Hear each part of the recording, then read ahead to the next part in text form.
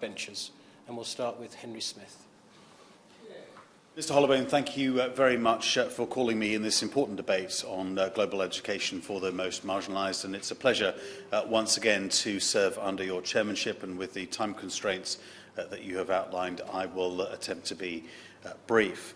I also would like to congratulate the Honourable Member for Glasgow East for securing this important debate and certainly the powerful message that we have heard in introduction to it.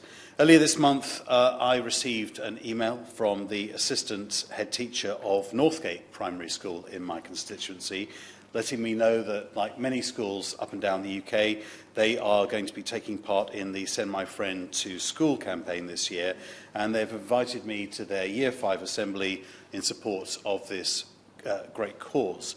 It's an invitation, of course, I have been delighted to accept, and I very much look forward to meeting the pupils and teachers at the school in a few weeks' time.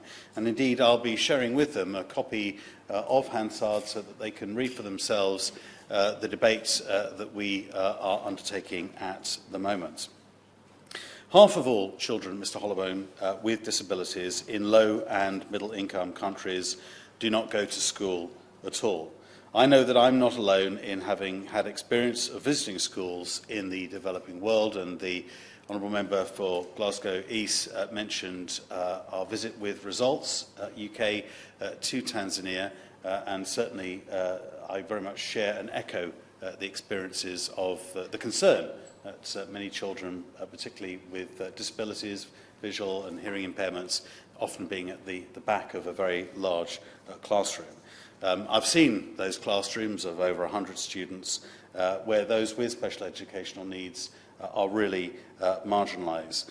Those people who really need to be at the front of a classroom and in a classroom environment that would be challenging for any of us given the numbers involved.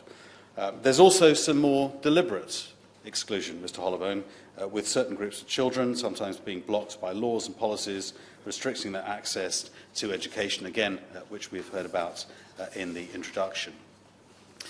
Back in my constituency, Northgate Primary and hundreds of other schools across the country are also supporting the call to unlock education for everyone. And through support of the Global Partnership for Education and the Girl Education Challenge, the UK has supported 11.4 million children, including some 40,000 girls with disabilities, to gain a decent education. I know that the International Development Secretary, our right honourable friend, places a high importance on the role of education, and I urge her to continue to ensure that the UK government uses forums such as the G7, the G20, UN and others to keep this very much at the forefront. Mr Holloway, it must never be forgotten that that UK aid is, of course, British taxpayers' money. UK support for education in the developing world goes far beyond what the government can do. In my own constituency, Crawley is home to Vision Aid Overseas, which for more than 30 years has helped some of the world's poorest people to see more clearly. Their Christmas appeal last year exceeded its target of raising £50,000 to help provide school-based eye health services across Ethiopia, Zambia and Sierra Leone to over 180,000 children. Crawley can be proud of the contribution a locally based charity is having globally. Vision Aid Overseas has also been supported by the Department for International Development with a 3-year project helping to improve the livelihoods and educational outcomes of adults and children across rural Ethiopia, a country where up to 10% of children have easily correctable vision problems. More than 184,000 patients were screened during this programme, with almost 15,000 of these receiving glasses and over 5,000 being referred on to receive minor surgery.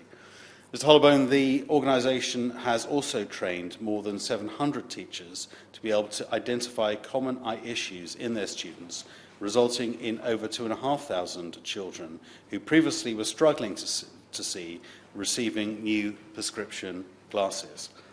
Almost three-quarters of children surveyed at the conclusion of this programme showed an improvement in their grades, reaffirming and that promoting eye health in schools can improve children's attainment in a really tangible way.